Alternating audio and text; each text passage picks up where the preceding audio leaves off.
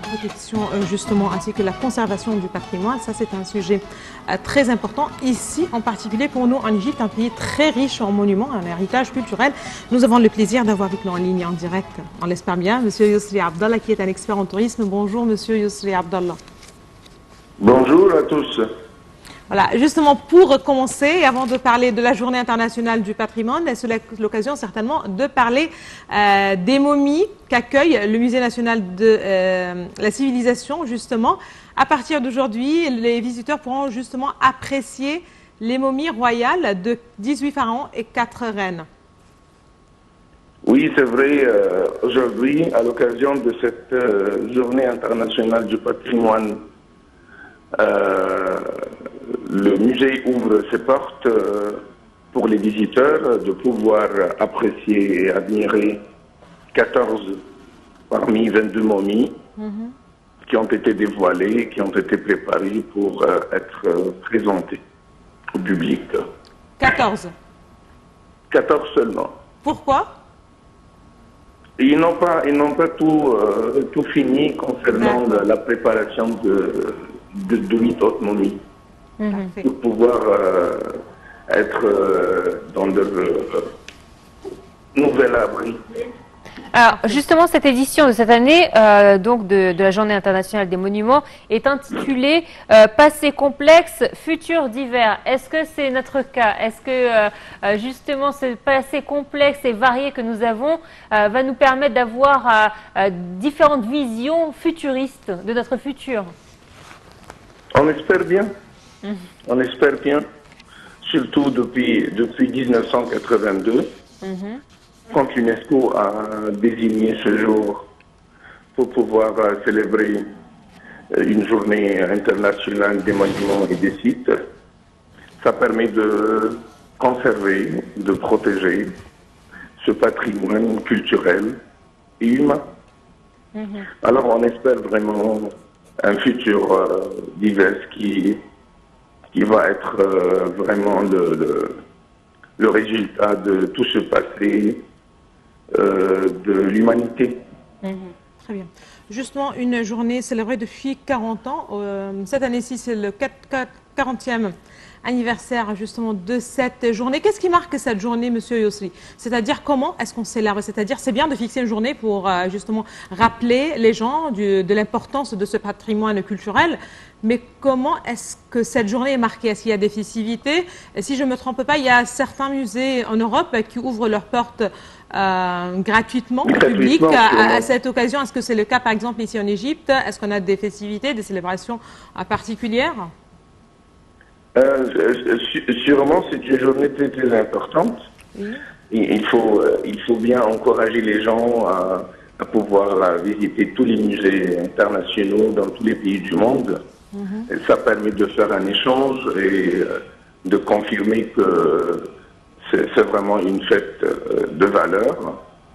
Alors comme dans d'autres pays, j'aimerais bien que l'Égypte fasse la même chose. Ça peut encourager les étudiants et les jeunes, les élèves des écoles à connaître leur histoire.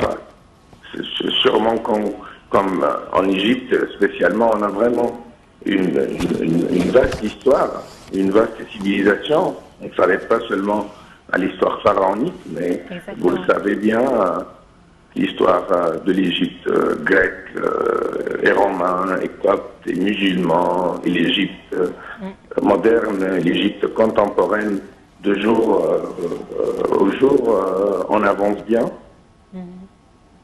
Justement, est-ce que vous pensez que nous sommes une génération qui a pris conscience de l'importance de notre patrimoine culturel? Parce que, par exemple, de jour en jour, on voit des musées qui sont inaugurés, que ce soit des musées, comme vous venez de le dire, de notre histoire, mais aussi pas uniquement des monuments, mais je veux dire qu'on s'intéresse beaucoup à notre histoire dans le monde du cinéma.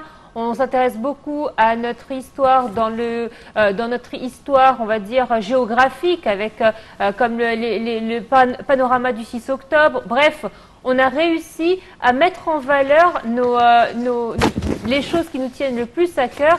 Et effectivement, aujourd'hui, nous avons une palette de culture qui est exceptionnelle, qu'on pourrait transmettre à des générations et des générations par la suite, n'est-ce pas? Partout dans l'Égypte, ça c'est sûr. Partout dans l'Égypte, on n'oublie pas le Caire, le centre-ville du Caire est plein de statues de tous les politiques célèbres du 19e et du 20e siècle. On a Alexandrie, à Ismaïlia, à Aswan, même la place Akkad avec le buste de notre grand littéraire Mahmoud Abbas al-Akkad. Alexandrie, le phare d'Alexandrie, l'emplacement de la bibliothèque d'Alexandrie. Alors sûrement tout ça, ça marque les générations, d'une génération après l'autre, sûrement, et ça rappelle toujours l'histoire de l'Égypte. Tout le temps, quand on parle, on dit « Ah, nous sommes les descendants des pharaons, nous sommes les descendants des Coptes, nous sommes les descendants des Arabes. » On n'oublie jamais notre histoire. Et avec la géographie en Égypte et les décorations et les monuments qui sont un peu partout, vous voyez le nombre de musées qui viennent d'être inaugurés, simplement la dernière année, là. Inauguré, mais aussi réhabilité. Certainement, il faut justement rappeler qu'au cours des dernières années, de 2 dernières années, si je ne me trompe pas, voilà, un grand nombre de musées a été restauré et réhabilité. Il faut justement le rappeler. 7 sites archéologiques égyptiens, Monsieur Yossi, se trouvent sur la liste du patrimoine mondial de l'UNESCO. Est-ce que vous pouvez nous rappeler de ces 7 sites archéologiques?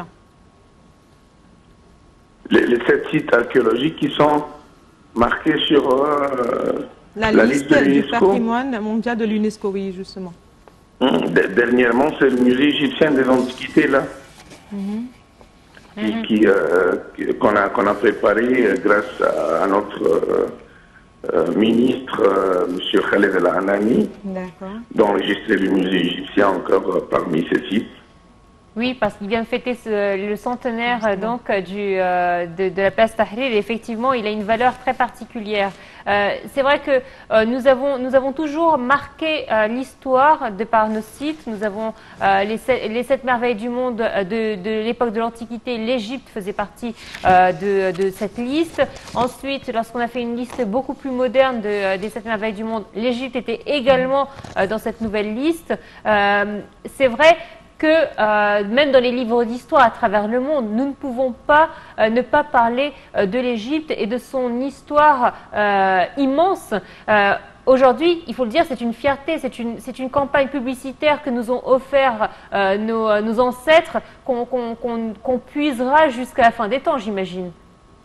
Depuis le 3 avril, le monde entier, et même bien avant, le monde est ébloui de ce cortège et de ce défilé de cette parade des momies, en déplaçant les momies du musée de Tahrir vers le musée de la civilisation au Vieux-Caire.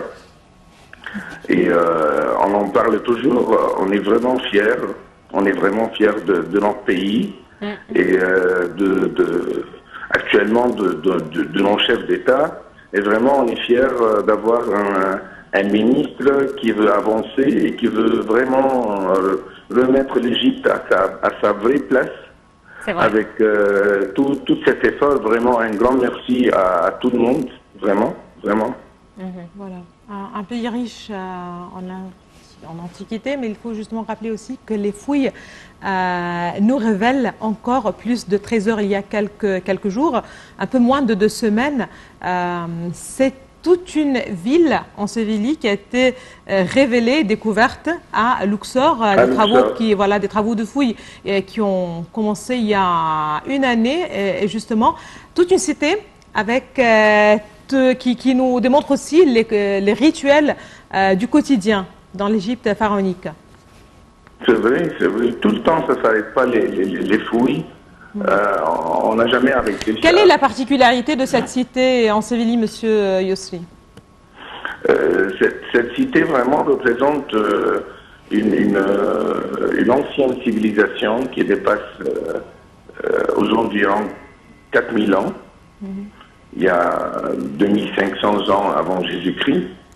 Et c'est un site qui est tellement riche avec beaucoup d'éléments de tous les matériaux. Et ça représente toute une grande cité, toute une grande ville. Ça nous rappelle un petit peu le petit exemple qui reste à côté de Der El Medina, là-bas à Luxor, côté rive ouest, au pied d'une falaise immense.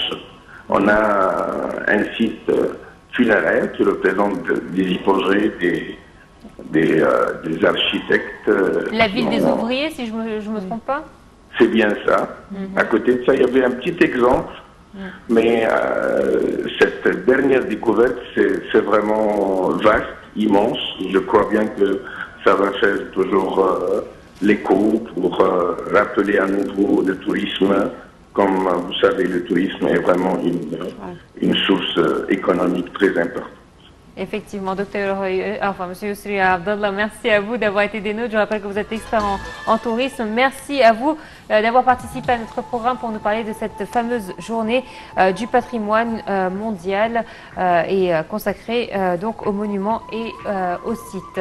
Voilà, c'est ainsi donc que prend fin cette édition. Je vous laisse donc, je te laisse dire au revoir à nos téléspectateurs. Au revoir, très bonne journée à toutes et à tous et surtout très bonne suite de programmes sur l'International.